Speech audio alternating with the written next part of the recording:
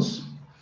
Bueno, hoy tengo la tarea de darles una charla sobre la importancia de los actos seguros en los procedimientos que implementamos cuando manejamos los equipos de rayos X. ¿Esto por qué? Porque como conocemos, los rayos X generan unos efectos sobre la salud que desafortunadamente desencadenan una serie de problemas que nos pueden llevar a perder la vida. Entonces, ¿el objetivo cuál es? Pues mirar cómo es que se utilizan esos equipos de radiaciones sin generar ningún tipo de riesgo ni al paciente ni al trabajador como tal. Entonces, bueno, ¿cómo inicia todo esto? Esto tiene una línea de tiempo muy fácil que es desde que se descubren los rayos X. A partir de que se descubren los rayos X, la primera aplicación que se le ve que lo hace el que descubrió los rayos X, que es William Röntgen, vio que que la medicina como tal era la que más se podía beneficiar con este descubrimiento. Y en 1899 crean el primer tubo de rayos X en la cual eh, demuestran la necesidad o la importancia de esta técnica para el tratamiento, diagnóstico y tratamiento de algunas enfermedades. Después de ello, más o menos 15 años después, Londres es la primera ciudad, los británicos son los primeros en declarar de que la importancia del uso de estas radiaciones tenía que ser puntualizada en ciertos comités porque los rayos X generaban ciertas enfermedades de la salud. O sea que ustedes se podrán imaginar cómo trabajaron el tema durante más de 15 años para llegar a esa conclusión. Y en 1928 se crea el primer comité de protección radiológica, comité que está dedicado exclusivamente a establecer normas o recomendaciones para el uso de las radiaciones ionizantes, entre este caso, pues son los rayos X. Ya posteriormente, y como vemos en diferentes fechas, esto fue evolucionando como cualquier cosa. Cuando nació el carro era un carro cuadrado, 4 llantas, tenía un timón muy rústico, con una caja de cambios muy rústica, etcétera, etcétera, y cada año fue evolucionando hasta llegar a los últimos modelos que manejamos hoy. La protección radiológica ha sido lo mismo. Cada año se han encontrado nuevas recomendaciones porque las investigaciones y todos los estudios que los expertos hacen conllevan a determinar cambios de valores, cambios de niveles de referencia, y los fabricantes cambian de tecnología, ponen más grados de seguridad, etcétera, etcétera. Entonces, cada vez las recomendaciones se vuelven más fuertes, pero obligan tanto al fabricante como al empleador a utilizar equipos y a utilizar técnicas que lo que le permitan es garantizar la seguridad de los pacientes, que es el principal factor. Posteriormente, la seguridad de quien opera esos equipos, que son los trabajadores ocupacionalmente expuestos. De esa forma, es que la protección radiológica ha venido evolucionando al punto de, en estos momentos, tener una amplia gama de seguridad en el uso de estos equipos. Primero, para conocer cómo yo trabajo de forma segura o cómo establezco un procedimiento que sea adecuado para la práctica, tengo que saber cómo funciona un equipo de rayos X, porque si yo no sé cómo funciona el tubo, ¿yo a qué le voy a aplicar controles? Se los aplico a la consola, se los aplico al operador, se los aplico al generador, etcétera, etcétera. No tengo, digamos, un control como tal. Entonces, primero, el tubo de rayos X es como una bombilla. Imagínense un bombillo como tal, en donde por dentro hay un filamento. Ese filamento se calienta. La diferencia es que el filamento puede llegar a los 2000 grados centígrados. Y ese filamento, por un principio que se llama termoiónico, expulsa electrones que chocan con el ánodo. Al momento que chocan con el ánodo, ese choque es el que genera los rayos X. Si ustedes se dan cuenta, en el bombillo no hay ningún ánodo, en el bombillo solo hay un cátodo que se calienta e ilumina. En el bombillo sí hay un ánodo en la cual genera, y ese ánodo está hecho de un material especial para que haya los rayos X. Si no está hecho de ese material especial, pues no habrían rayos X como tal. Hay una bombilla en la cual está el vacío, por lo mismo que el bombillo está al vacío, porque si no, las moléculas de oxígeno romperían el cátodo como tal y lógicamente entraríamos a un tema de que el tubo se dañe. Cuando un tubo esto se daña, no hay reparación. Simplemente hay que cambiar el tubo, es como un bombillo. Cuando se funde un bombillo, ese ya no lo pueden reparar. Simplemente va uno a la tienda y compra el otro bombillo, porque no hay forma de que eso se pueda cambiar. Como ustedes se pueden dar cuenta en la imagen, los rayos X salen en una sola dirección. Eso es esta representación que les monté acá. Porque la realidad es que los rayos X, sí, la mayoría sale sobre una dirección, pero hay más radiación a los lados. Por eso las carcasas de los tubos se protegen en plomo. ¿Para qué? Para evitar ese tipo de fuga. Por eso uno de los controles de calidad que uno le debe hacer a los tubos es la fuga. ¿Cuánta fuga tienen los tubos de rayos X? Y de esa forma se puede eventualmente considerar un control del mismo. Así funciona un tubo de rayos X. ¿Cuáles son los riesgos, por ejemplo, de un tubo de rayos X? La exposición externa, nunca la contaminación. Y la parte eléctrica, porque estos tubos funcionan con voltajes y amperajes muy altos. Entonces, el riesgo está en la exposición que yo puedo sufrir a causa de un equipo de rayos X y la parte eléctrica es la descarga que puedo sufrir por un tubo mal fabricado. ¿Cuáles son los parámetros que influyen en la exposición de un paciente? Entonces, el primero es qué dosis yo le doy al paciente. Entonces, cuando ustedes oprimen el obturador de una máquina, como tal, de un equipo de rayos X, llámese como se llame, convencional, TAC, odontológico, angiógrafo, arco en C, portátil, el que sea, siempre todo va a dar una dosis a un paciente. Y lo que nosotros recibimos a causa de nuestro trabajo es una dosis también. Entonces, lo que nosotros tenemos que mirar es cuánto kilovoltaje, cuánto miliamperaje y qué filtración tienen esos tubos. Todos los tubos, independientemente de la práctica que sea, tienen una filtración. Que esa filtración lo que hace es como limpiar, imagínense un haz que esté sucio y le ponen un filtro y sale un haz limpio. Llamémoslo así para esta charla, porque lo que hace es simplemente permitir que pasen cierto tipo de radiación. La otra que así en el filtro. Es decir, como un endurecimiento de unas, se llama así técnicamente.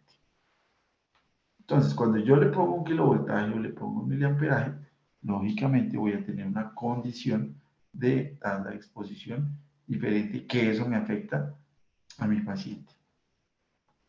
El tiempo de exposición es supremamente importante porque eso es como cuando llueve. Cuando uno llueve, uno sale y entre más tiempo esté por fuera, mayor va a ser la mojada que se va a meter. El menor tiempo esté, pues menor se moja como tal.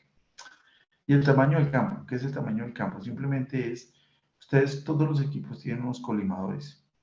Simplemente tenemos que ver es qué tan abierto o qué tan cerrado están esos colimadores. ¿Por qué? Porque si los colimadores llegan a estar muy abiertos, la cantidad de radiación que sale es grandísima.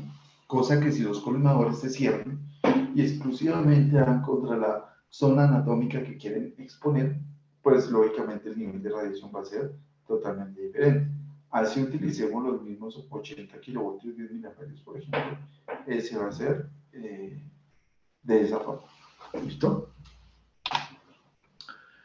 Bueno, acá en Colombia tenemos una regulación muy fuerte en el tema del manejo de las radiaciones. La última resolución que se está manejando es la 482 del Ministerio de Protección Social. ¿Qué establece esa resolución? Hombre, pues que es muy sencillo el tema.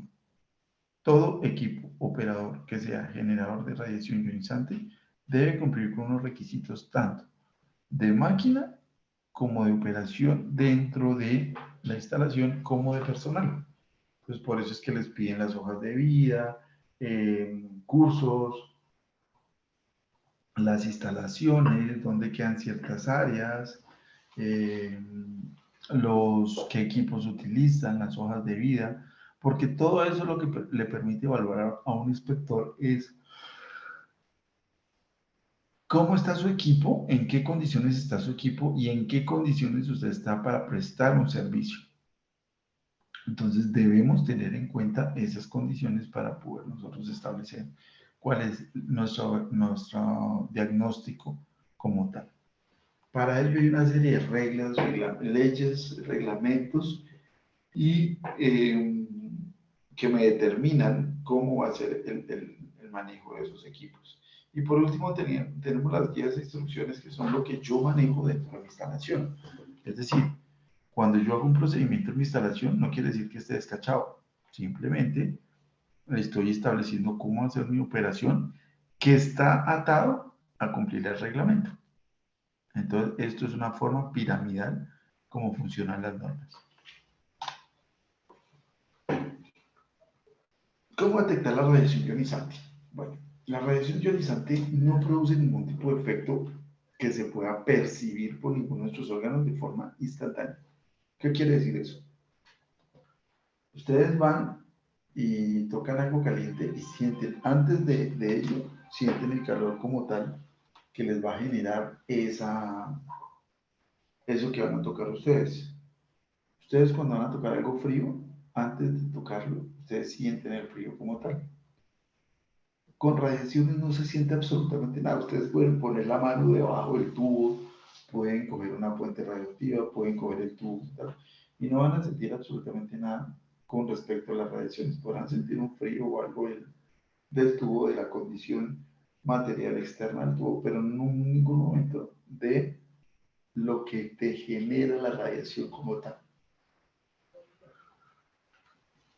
Entonces, para poder detectar radiación necesitamos un medio por el cual se ponga en evidencia la radiación. ¿Y cuál es ese medio? Un detector. Ese detector es un material especial, el cual, cuando la radiación choca con ese material, genera señales en las cuales esas señales las podemos leer nosotros. Y de esa forma es que podemos detectar la radiación. De resto, no hay forma de detectar la radiación. Entonces, las mediciones que se hacen, los monitoreos, todo eso se hace con ciertos equipos para evaluar las condiciones de seguridad que debe implementar el servicio. Cuando nos hablan de protección radiológica, nosotros solo vemos la punta del iceberg. Es decir, nosotros simplemente vemos todo el tema del manejo del equipo que me corresponde o que me asignaron en su momento. Pero en ningún momento estamos evidenciando toda la gran exploración que hay de la protección radiológica. Aparte que hay muchas creencias y suposiciones sobre el manejo de estas radiaciones. Entonces, como en el hospital del lado trabajan de tal forma, aquí debemos hacer lo mismo. Y ese es el peor error que pueden cometer. ¿Por qué? Porque todas las instalaciones son diferentes. Ténganlo presente. Cada camisa es diferente. Yo creo que si los que tienen hermano que me están escuchando, les digo a cuánto les queda bien el pantalón o el saco algo, les apuesto que muchos dirán, a mí me queda bien la camisa, a mí me queda bien el pantalón, pero no les queda bien todo, porque todo cambia como tal. En protección radiológica es lo mismo. Uno tiene que saber y adecuar las normas a la instalación de uno, porque muchas veces ni siquiera necesitan, y viene alguien y les dice, no, si lo necesitan y deben implementarlo, y pues lógicamente eso crece. Entonces, siempre se debe conocer, y este tipo de charlas va enfocado a eso, conocer qué estamos haciendo con protección radiológica y cuáles son las condiciones que se necesitan para manejar lo que tenemos. Con radiaciones ionizantes se han creado muchos mitos. Y miren, por ejemplo, antes se decía que los niños nacían como chimpancés porque sufrían de alguna contaminación de radiactividad. O que si uno tomaba una cierta fuente radiactiva, uno se volvía joven. Y como eso, hay muchísimas noticias que antes se daban que lógicamente no son para nada ciertas. ¿Por qué? La radiación sí produce efectos sobre nosotros, y eso está claro, y eso ya lo hemos evaluado. Lo que pasa es que no son los efectos que la gente cree que, como ver los Simpson o algo así, que se transforman en tres ojos y eso ya es diferente. Sí no genera enfermedades que son comunes entre nosotros, eh, porque lo que hace es destrucción de células y al momento de haber una destrucción de células, pues lógicamente pueden presentarse diferentes tipos de patologías o enfermedades. Desde 1988 hasta el 2015, miren todas las normas que se han creado. Y esto es un poquito, esto es un pequeño pasaboca de lo que verdaderamente hay normatividad. La normatividad es muy extensa. Y simplemente esto era una muestra. Desde 1988 se han sentado a estudiar y evaluar todas las condiciones de seguridad que se deben tener. Y si nos damos cuenta es extenso y poder manejar toda esa información nos conduce simplemente a controlar el tema de las radiaciones, que es muy importante. Si no fuera por ese tema de las radiaciones como tal y con toda esa información que se tiene, pues lógicamente tendríamos un problema extremadamente grande. Entremos en materia. Cuando nosotros manejamos las radiaciones ionizantes, nosotros estamos expuestos a exposiciones, ¿cierto? ¿Y qué es una exposición? Simplemente es el que yo recibo parte de la radiación o la radiación generada por un equipo. Eso es una exposición.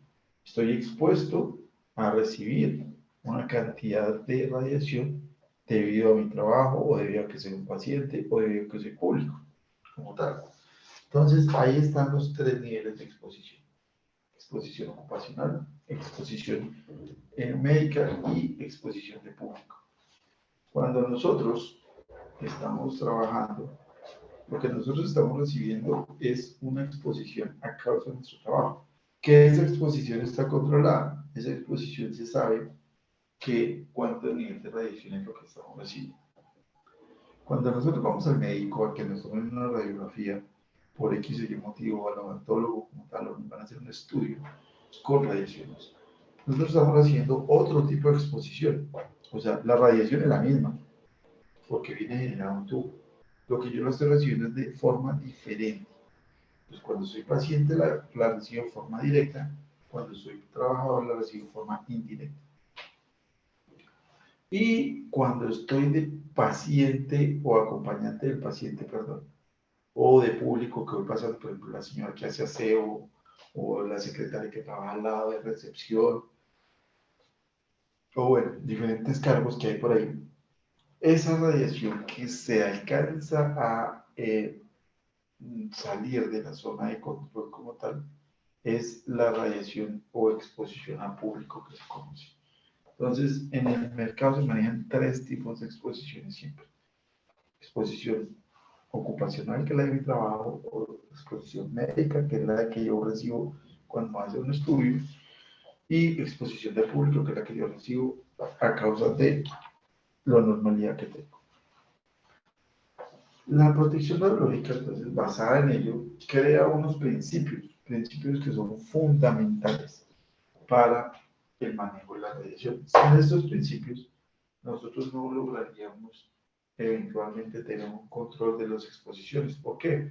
Porque fácilmente tendríamos una derivación de procedimientos que no corresponden o no conllevan a la protección de ninguno de los anteriores, paciente, público o trabajador, porque no se daría la importancia.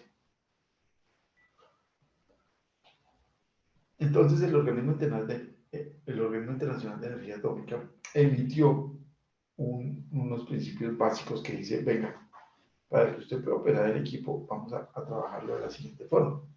Entonces, vamos a hacer una justificación, vamos a hacer una optimización y vamos a establecer unos límites. Y la gente dice, ¿pero qué es eso? No entendí.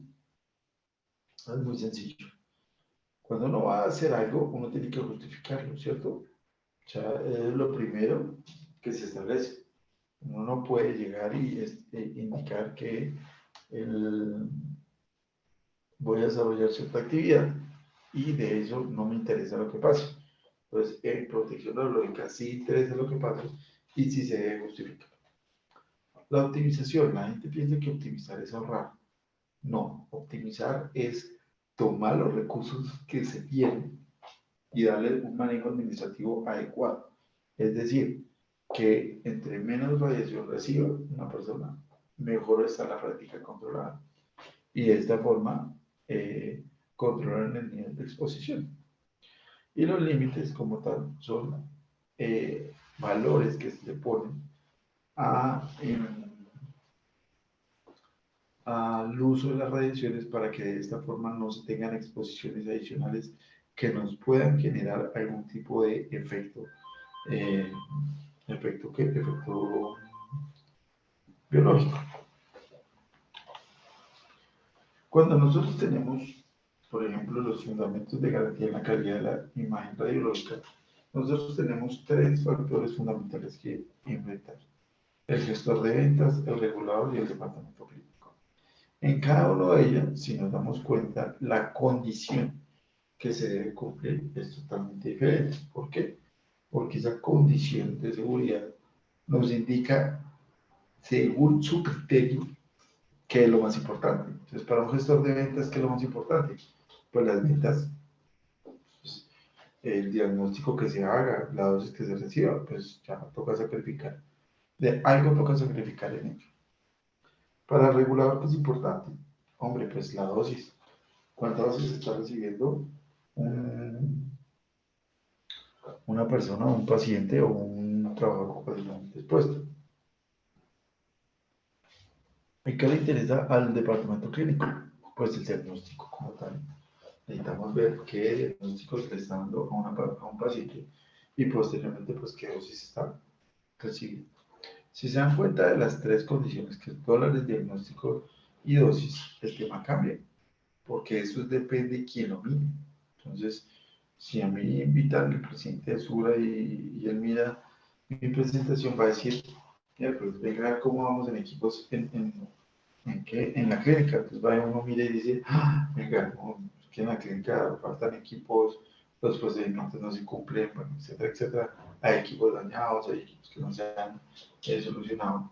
Entonces, eso genera, digamos, una controversia como tal. Parte de cuánta plata está generando esos equipos es, y lo más importante es, qué seguridad tengo yo con respecto al manejo de ese equipo. Aquí les muestro cómo era un equipo convencional hace muchos años y aquí les muestro cómo son los equipos modernos, equipos que uno puede controlar absolutamente todo. Es decir, no hay posibilidad de que, o la posibilidad es mínima, no es que no hay posibilidad, sino la posibilidad es mínima de que se genere algún tipo de problema con ello. ¿Por qué? Porque los controles que se tienen actualmente de esos equipos, los algoritmos y los software que manejan esos equipos son extremadamente diferentes.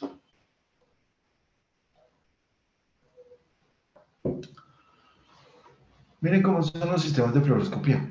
Entonces miren cómo eran antes y les pido el favor de que miren esta foto de cómo tienen los chalecos y los dosímetros colocados. Esto es importante porque más adelante que veamos este tema de los chalecos les voy a decir cuál es la importancia de manejarlos correctamente. Miren los sistemas de fluoroscopía actuales, son sistemas mucho más robustos, son sistemas con mayores grados de seguridad, con pantallas de alta resolución, etcétera, etcétera. O sea, los niveles de radiación disminuyen. Miren cómo era un TAC. Un TAC antes era algo que se utilizaba solo para la cabeza, ahora es una dona grande que se la pone a los perros y que lo que le permite es poder eventualmente transportar al paciente interior de la dona. En cambio, en el pasado solo se tomaban tomografías a la cabeza, pero los niveles de exposición eran extremadamente altos. Aquí está un mamógrafo, si ustedes se dan cuenta cómo está tomando la imagen, cómo la tomaba, el tema es totalmente diferente. Y eso es algo que se debe verificar y evaluar, porque si ustedes se dan cuenta, en el mamógrafo que está a mano izquierda, la opresión del seno lo hace el mismo tubo. Eso es una quemadura totalmente fina. ¿Por qué? Porque el tubo como tal, de la salida del tubo, tiene muchísima radiación. Entonces, si está oprimiendo algo, pues lógicamente que el nivel de exposición de ese algo va a ser más alto. ¿Qué factores influyen en una radiografía plana como tal? ¿O qué factores se deben controlar? Entonces, ¿por qué utilizamos estos controles y para qué utilizamos estos controles? Porque la pregunta, o sea, la respuesta es sencilla en el tema que todo, ¿para qué se toma una placa radiográfica? Para obtener una imagen. Y si esa imagen no se obtiene de forma correcta, la persona, el médico que atienda a un paciente, va a cometer un error extremadamente grande y puede generarle, o de hecho, todos los problemas de la institución o algo así. Entonces, la calidad de imagen es supremamente importante. Y miren todo lo que la puede afectar. Protocolos radiográficos, eliminación de la dispersión, colimación, estadística cuántica del receptor de imagen, velocidad receptor, resolución de imagen, la visualización y las condiciones de lectura óptima. Factores controlables que afectan la dosis del paciente en la radiografía general, que son dos cosas diferentes. Una es el paciente, dos son las condiciones de las dosis que recibe, la calidad de imagen y las condiciones del paciente, que como veíamos atrás, son la importancia cuando uno llega a un regulador o al centro clínico, que son los encargados de la formación de ellos. En fluoroscopía encontramos lo mismo. Entonces, en fluoroscopía tenemos unas condiciones que son controlables para el tema de calidad de imagen y los factores que controlan la dosis del paciente. Recuerden que fluoroscopía es una técnica en la cual se expone al paciente en modo cine. ¿Qué quiere decir modo cine? Que es una exposición continua. ¿Se puede hacer pulsada? Claro que se puede hacer pulsada, pero tiene la particularidad que puede generar radiación continua.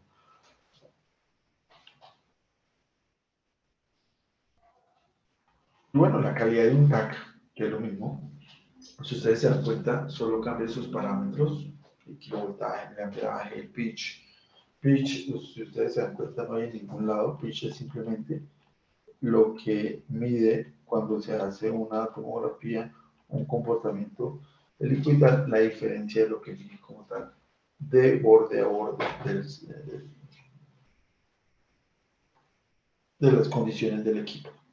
Y los factores controlables que afectan a la dosis del paciente, que son prácticamente los mismos que están.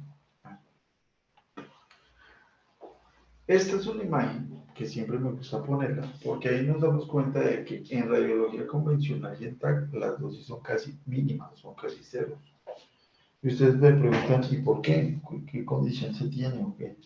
Pues es muy sencillo. La condición es que cuando uno está haciendo una radiografía, uno se encuentra detrás de una pared o un biombo. En ocasiones muy especiales, si es cuando se va a sostener un niño o un paciente que no pueda ser expuesto a radiación por su condición de salud, es cuando se irradia. Pero para eso están ciertos elementos de protección personal, en los cuales va a generar una condición de seguridad. Posteriormente está el TAC, que el TAC es otro sistema de control de la radiación y que este nos ayuda a generar imágenes tridimensionales y nos permite poder explorar en diferentes cortes una radiografía. Y está la radiografía intervencionista, que es así, genera unos niveles de dosis muy, muy altos y debemos pues siempre tener como ese cuidado. Esto más o menos es un comportamiento que se tenía en el, bueno, en las vacaciones que se dieron, más o menos era lo que se explicaba la vez pasada. Los niveles de radiación han venido evolucionando también con los tratamientos y el costo, lógicamente, es altísimo. ¿Por qué? Porque el uso, el estar usando radiaciones permanentemente, pues lógicamente generarán condiciones de seguridad o condiciones de salud cada vez más difíciles. La cultura de la seguridad es supremamente importante. ¿Qué es la cultura de la seguridad? Son actitudes, comportamientos y características que poseen las personas y organizaciones en cualquier actividad o instalación donde exijan donde existen riesgos para la salud y la salud de las personas o el medio ambiente. Entonces, ¿qué es lo que me determina una condición de seguridad? Pues, ¿quién la está llevando a cabo? ¿Cuál es el comportamiento de esa persona? Para yo poder determinar qué tan seguro puedo tener las instalaciones o no.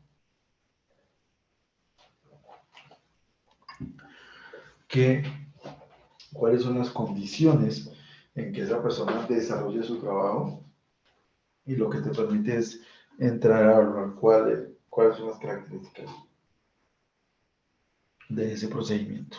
Entonces, la cultura de seguridad es algo extremadamente importante y es lo que nos permite a nosotros poder garantizar que los procedimientos que se llevan a cabo en una instalación estén acordes. ¿Acordes a qué? A evitar esto, que son los efectos biológicos de las radiaciones. Como todos sabemos, los efectos estocásticos simplemente son efectos que se desarrollan en el contexto de una particularidad y ello puede generar problemas de salud muy grandes, pero que pueden ser recuperables. Situación diferente de los efectos determinísticos, los cuales, debido a su magnitud como tal, son lesiones permanentes que no van a generar ninguna condición de salud.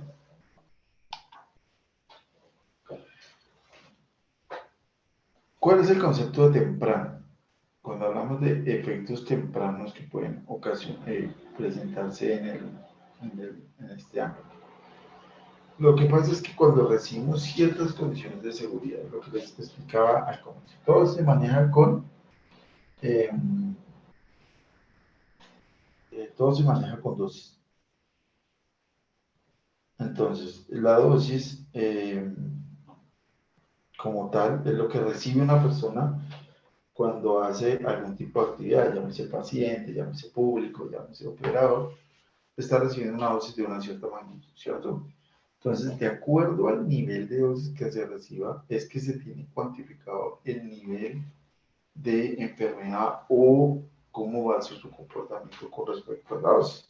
Pero lo que tenemos que saber manejar es eso y muy bien. Entonces, tenemos efectos hereditarios, cáncer, retardo mental, dosis umbral, etcétera, etcétera, para determinar o manifestar algún tipo de efecto. Voy a presentarles unos casos en donde se presentan unos casos que se dieron, digamos, entre comillas, lo más reciente posible. Esto es un paciente de 21 meses atrás, como tal, donde estuvo en un procedimiento de angiografía y durante casi 3 días y se vio comprometido su espalda con una dosis alrededor de los 15 o los 20 Greggs.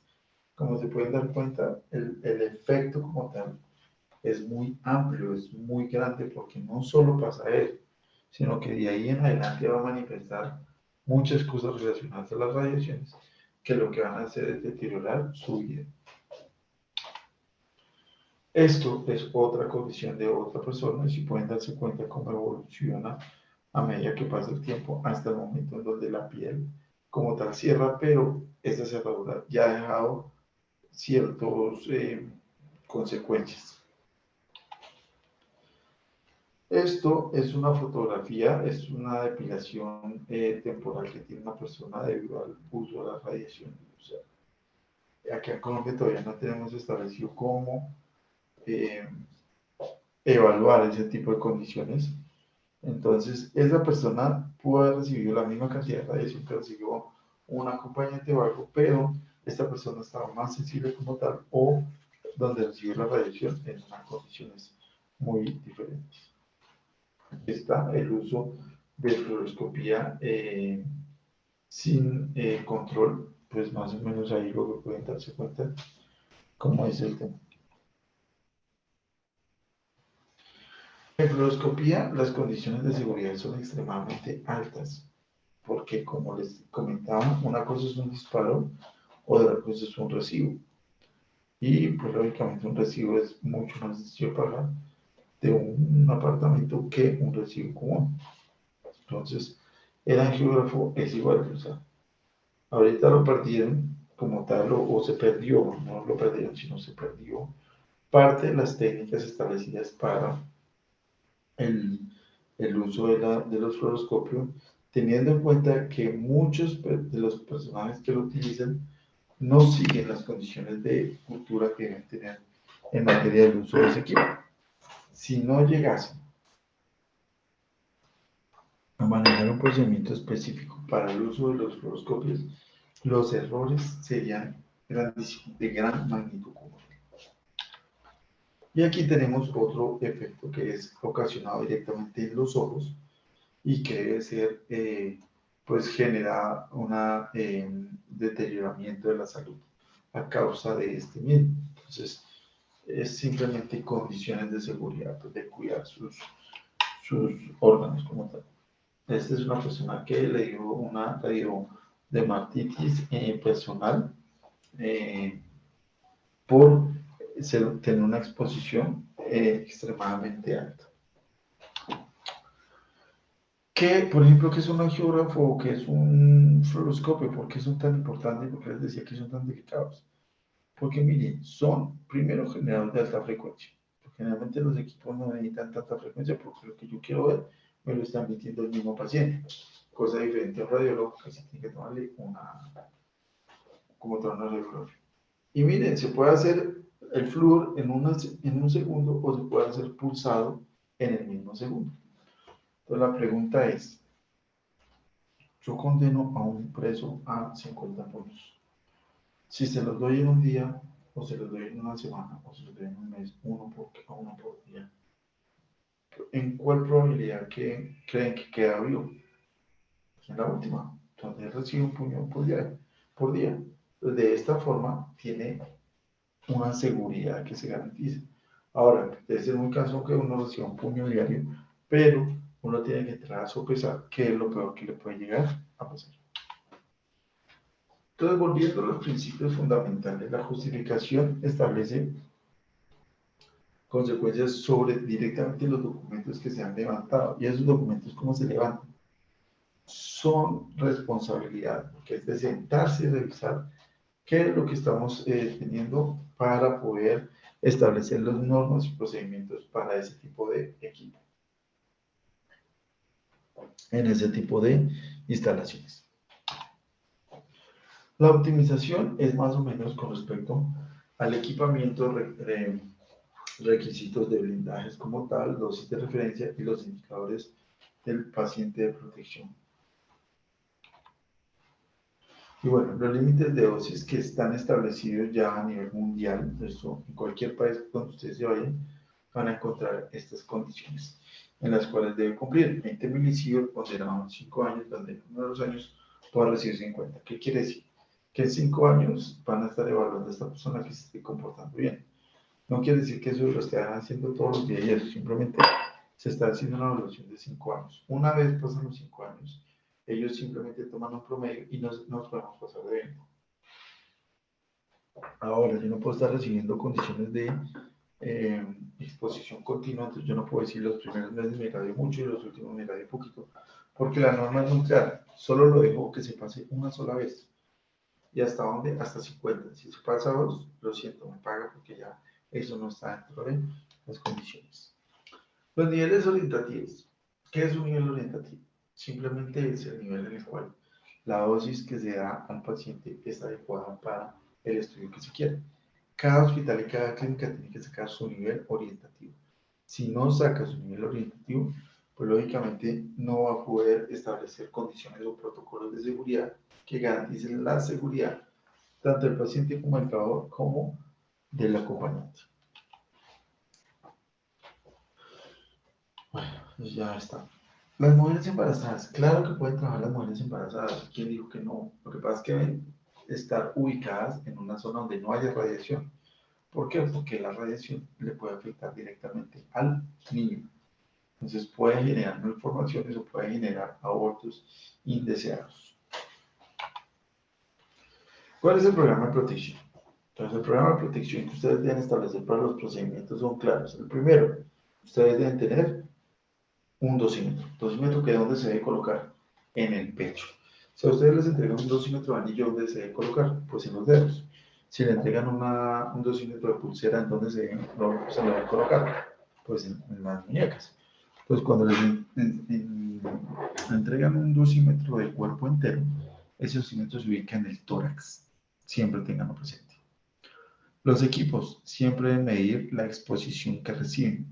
En caso de que venga don Francisco, les entregue toda una caja de dosímetros y todo, perdón, que venga el proveedor como tal y les entregue una serie de dosímetros como tal, lo primero que se tiene que determinar es qué tipo de dosímetro estamos utilizando en las instalaciones. ¿Por qué? Porque la norma, la 482, establece que se deben utilizar dos tipos de dosímetro, que es el corporal y el cristalino. La gente dice, no, pero eso es mucho dosímetro. Sí, pero ese dosímetro se utiliza exclusivamente para los especialistas. El dosímetro cristalino es solo para los especialistas. Los demás que utilizan dosímetro, llámese auxiliar, tecnólogo, enfermera, instrumentadora, etcétera, etcétera, como sea, utiliza solo el dosímetro corporal. Y los dosímetros se colocan siempre y cuando se haga un estudio para saber quién verdaderamente debe utilizar el dosímetro. Vigilancia de puestos de trabajo, siempre se hace una vigilancia de puestos de trabajo con los detectores de radiación. Los límites de dosis que se deben establecer como tal, la vigilancia médica que se debe hacer a los trabajadores, las charlas o capacitaciones que se dan con respecto a este tema, eso genera procedimientos seguros. ¿Y cómo uno los hace? Cuando uno elabora un procedimiento, uno tiene que simplemente plasmar la información de lo como uno hace las tareas. Entonces, eso es lo más sencillo para hacerlo. La clasificación de áreas, la seguridad de áreas y monitoreo de áreas que se lo tenemos. Es muy importante y uno debe atacar el tema de comunicación. Ustedes van a decir, ¿y para qué?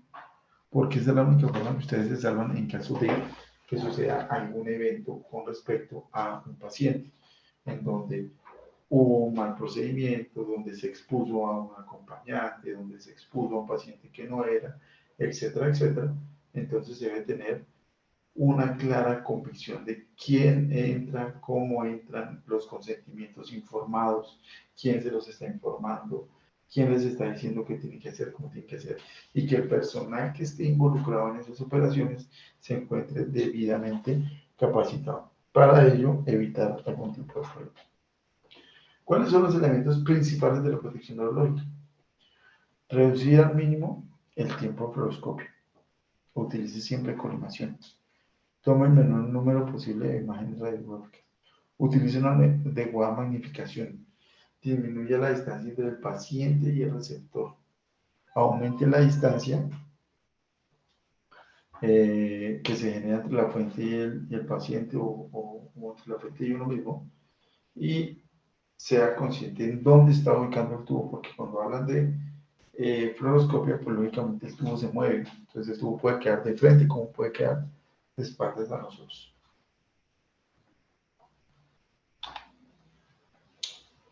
Bueno, en angiografía es importantísimo los controles para el control de dosis que se tenga en cuenta que generar el al mínimo tiempo absoluto, porque la cantidad de radiación que se genera es altísima. Entonces, entre más tiempo se prolongue, mayor complicación va a haber.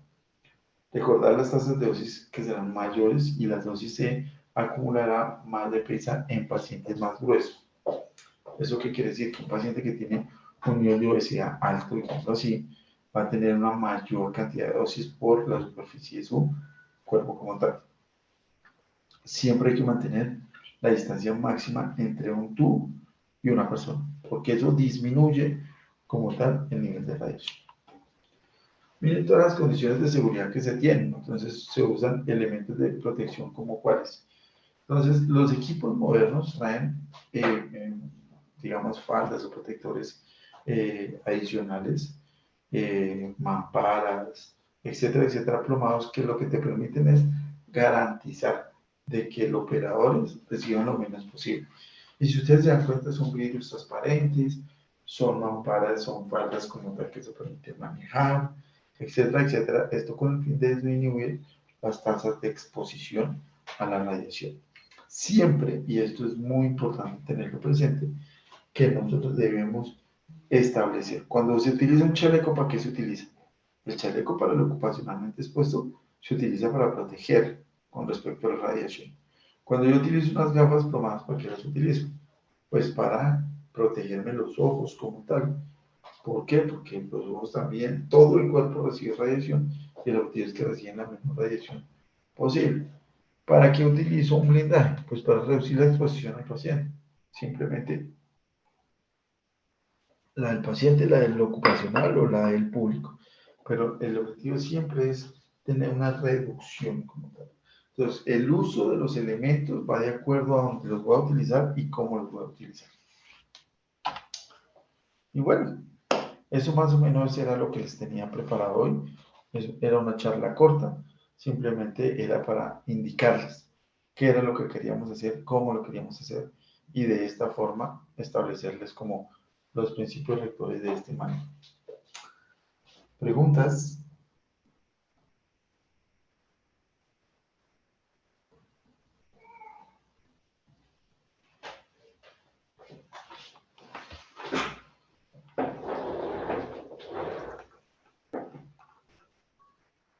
¿Y las personas que están en los servicios de radiología tienen alguna pregunta?